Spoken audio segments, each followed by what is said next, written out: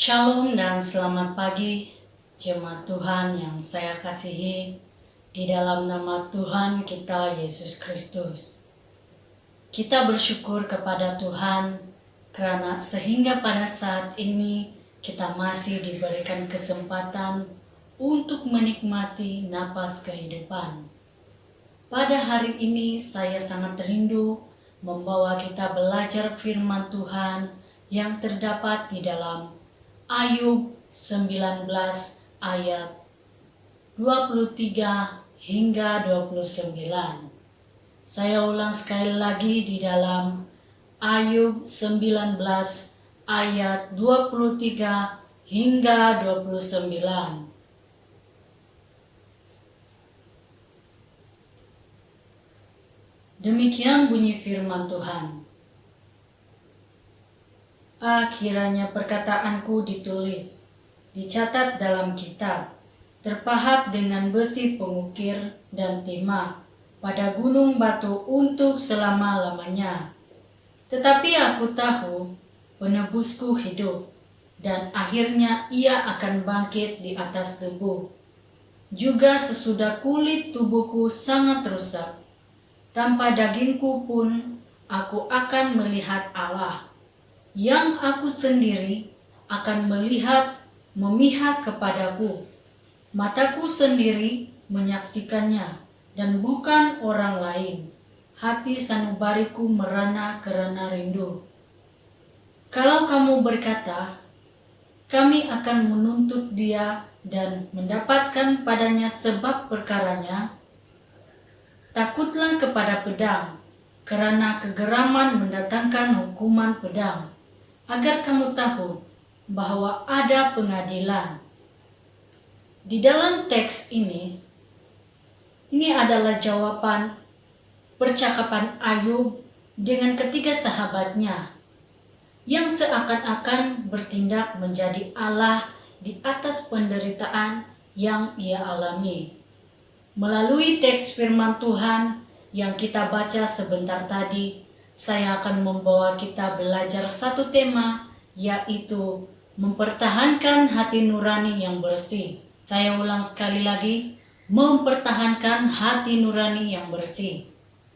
Bagaimana Ayub tetap menjaga hati nuraninya agar tetap bersih di dalam penderitaannya? Yang pertama, Ayub mempertahankan kesetiaannya. Ia bertahan meskipun mengalami berbagai penderitaan, di mana ia kehilangan harta benda, kehilangan anak-anak, kehilangan kehormatan, dan kehilangan kesehatan yang baik. Dalam semuanya itu, ia tidak memperburuk keadaan. Ayub tetap bertekun dan beriman kepada Tuhan, meskipun istri Ayub menyuruhnya untuk mengutuki Allah dan matilah. Kita lihat firman Tuhan yang terdapat di dalam Ayub pasal 2 ayat 9 hingga 10. Saya ulang sekali lagi di dalam Ayub pasal 2 ayat 9 hingga 10. Firman Tuhan berbunyi demikian. Maka berkatalah istrinya kepadanya, masih bertekunkah engkau dalam kesalahanmu? Kutukilah Allahmu dan matilah. Tetapi jawab Ayub kepadanya, engkau berbicara seperti perempuan gila. Apakah kita mau menerima yang baik dari Allah, tetapi tidak mau menerima yang buruk? Dalam kesemuanya itu, Ayub tidak berbuat dosa dengan bibirnya. Di dalam Ayub mempertahankan kesetiaannya, dia juga tetap memandang ke depan, karena ia yakin bahwa Tuhan itu setia dan adil. Dan Ayub juga percaya bahwa pada akhirnya Tuhan akan membenarkan dirinya pada masa kesulitan yang ia hadapi. Yang kedua, Ayub menjaga kemurnian kesetiaannya. Bagaimana Ayub menjaga kemurnian kesetiaannya di hadapan Tuhan ialah Ayub tidak memberontak terhadap Tuhan. Ia juga tidak mempersalahkan orang lain atau Tuhan. Namun, Ayub tetap mengucapkan terpujilah nama Tuhan. Kita lihat firman Tuhan yang terdapat di dalam Ayub pasal 1 ayat 20 hingga 22. Saya ulang sekali lagi di dalam Ayub pasal 1 ayat 20 hingga 22. Firman Tuhan berbunyi demikian. Maka berdirilah Ayub lalu mengoyakkan jubahnya dan mencukur kepalanya. Kemudian sujudlah ia dan menyembah. Katanya, dengan telanjang aku keluar dari kandungan ibuku. Dengan telanjang juga aku akan kembali ke dalamnya. Tuhan yang memberi, Tuhan yang mengambil. Terpujilah nama Tuhan.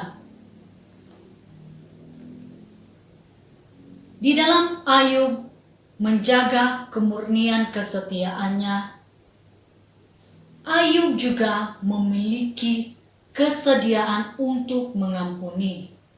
Meskipun dia dikucilkan oleh keluarga dan istrinya sendiri, meskipun Ayub dihakimi oleh sahabat-sahabatnya, dituduh bahwa segala yang dia alami itu karena dosanya yang sangat besar di hadapan Tuhan. Namun dalam semuanya itu, Ayub tidak menyimpan dendam terhadap mereka. Yang ketiga, Ayub berserah penuh kepada Tuhan. Penyerahan diri Ayub kepada Allah membuatnya bertahan dan menang. Pada akhirnya, Allah memulihkan keadaan Ayub dan hidup Ayub diberkati Tuhan. Kita lihat firman Tuhan yang terdapat di dalam Ayub pasal 42 ayat 10. Dan di dalam Ayub pasal 42 ayat 12e.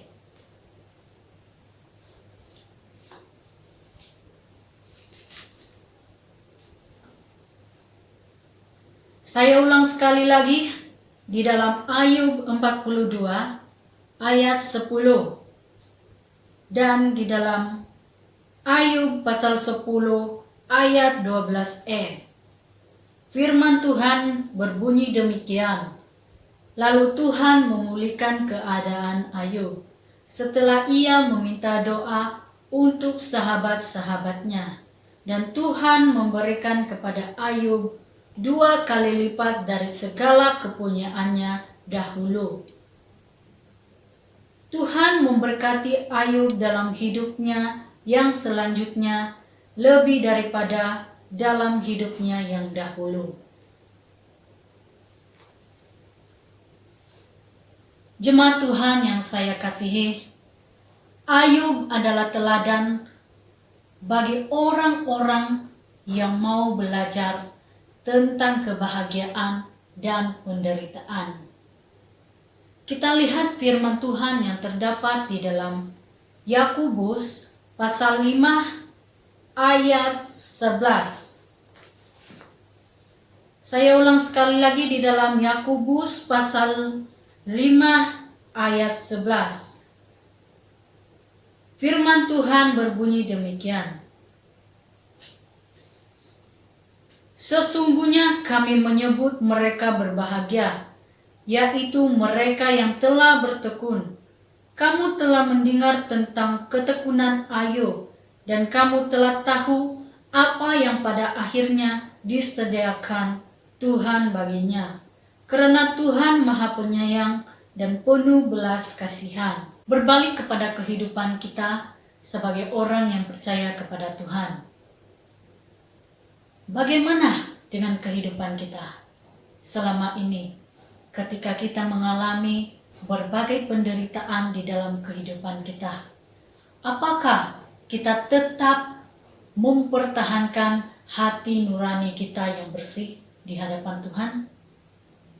Mari kita sebagai orang yang percaya kepada Yesus Kristus, apapun keadaan masa kini yang kita hadapi, baik di dalam keluarga, pelayanan, pekerjaan, pelajaran dan juga kesehatan, mungkin itu membuat kita khawatir atau memikirkan banyak hal.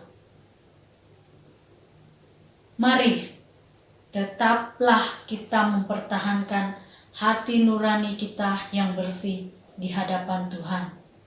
Kita akan pasti mengalami pemulihan dan berkat Tuhan pasti akan menyertai kehidupan kita. Haleluya. Amin. Terima kasih, Tuhan memberkatimu.